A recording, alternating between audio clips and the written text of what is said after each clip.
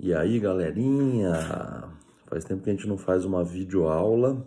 Eu vim aqui falar para vocês um pouquinho hoje de ciclo menstrual. Uma coisa que eu tinha prometido para várias pessoas, sempre começava a fazer aqui, por algum motivo tinha que parar, tá? Hoje a gente vai falar, vamos tentar falar até o final. Desculpa a falha da voz, esses dias eu tenho dado um pouquinho de aula, então, mas vamos assim mesmo, tá? Falar de ciclo menstrual, bem direto. Gente, para quê?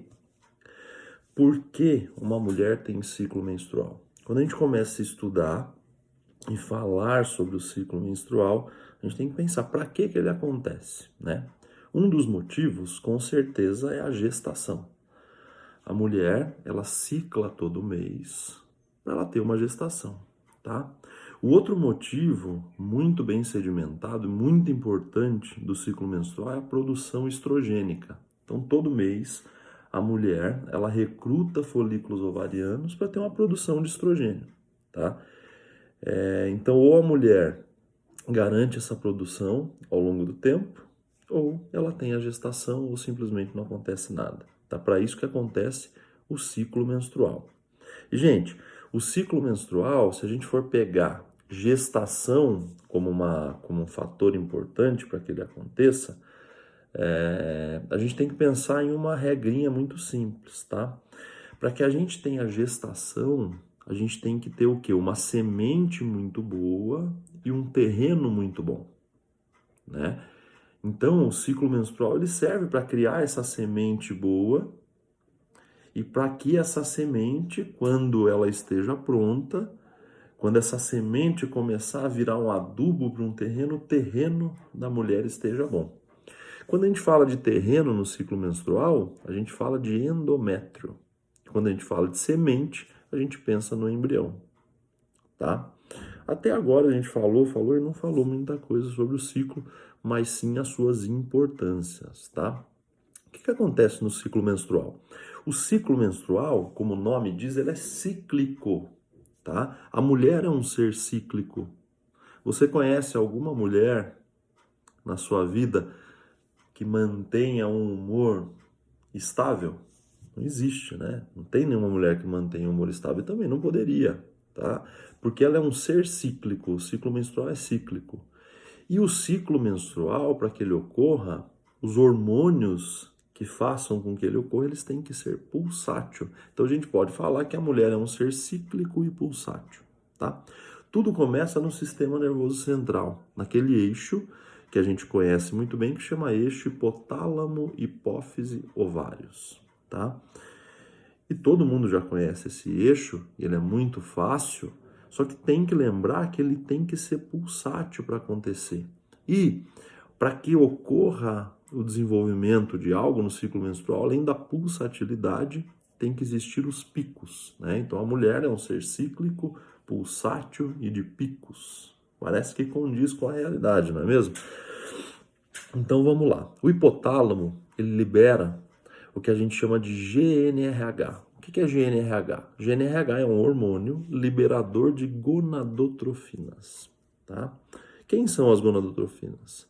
É o que tem lá na hipófise ou hipófise anterior. Então o hipotálamo libera de uma maneira pulsátil o GNRH que vai até a hipófise ou adenohipófise ou hipófise anterior e libera os dois hormônios importantes para que o ciclo menstrual ocorra, que é o FSH e o LH.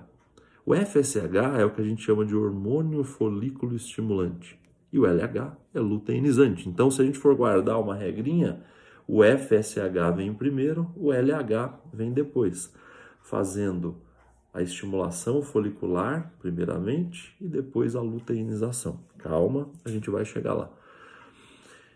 E aí, o FSH e o LH, eles vão até os ovários, e aí os ovários, aonde tudo vai acontecer, que é a liberação do estrogênio e da progesterona. O estrogênio, que é um dos motivos que a mulher tem o seu ciclo menstrual, ele serve para começar a preparar um terreno para chegar à semente fecundada, a semente da gestação. O que ele faz?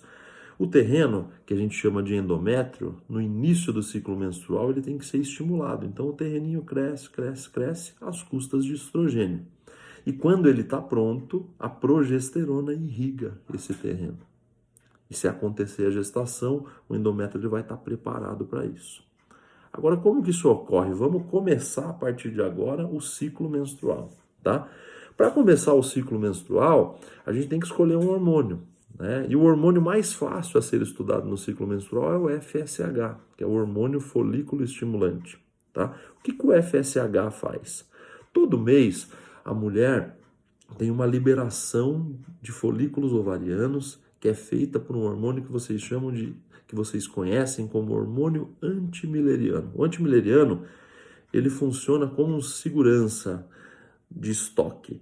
Ele todo mês ele deixa uma parte do estoque ser liberada. Quem é o estoque? O folículo. E o segurança é o antimileriano. Então todo mês o antimileriano libera um pouquinho de folículo ovariano para começar o ciclo menstrual. O FSH, que veio lá da pulsatilidade do eixo hipotálamo, hipófise e ovário, o que ele faz? Ele estimula esse folículo a crescer. O FSH, que é o hormônio folículo estimulante, estimula o folículo a crescer. Esse folículo vai crescendo, crescendo, crescendo e exercendo a sua principal função. Qual que é a principal função do folículo? O folículo produz estrogênio. Tá? O folículo ovariano ele é responsável pela produção do hormônio que faz com que o endométrio cresça. Eles dois vão ser os responsáveis pela primeira fase do ciclo menstrual, que é chamada de fase proliferativa ou fase folicular. Então o FSH pega aqueles hormônios liberados pelo antimileriano, os folículos liberados pelo antimileriano e faz com que eles cresçam. O FSH estimula o folículo a crescer e esse folículo, à medida que vai crescendo, ele produz estrogênio e faz com que o endométrio cresça, tá? O estrogênio, ele tem dois mecanismos de feedbacks importantes no corpo da mulher. O mecanismo de feedback positivo e o mecanismo de feedback negativo. O estrogênio, ele faz feedback positivo com o hormônio e negativo com o outro. Vamos pensar. Se eu tenho folículo crescendo e aumenta a produção de estrogênio, qual que é o feedback que ele vai fazer com o hormônio que faz o folículo crescer, que é o FSH?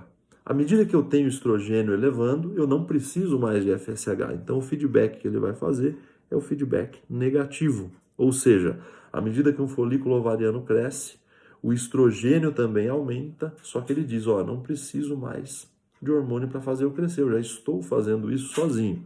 Então, ele tem um mecanismo de feedback negativo sobre o FSH. Mas a gente sabe que um folículo cresce, cresce, cresce. Em um momento da vida folicular, ele tem que romper. Ele tem que fazer o que a gente chama de ovulação. Ele sofre o que a gente chama de ovulação. E quem faz isso é o LH. Então, o que o folículo faz?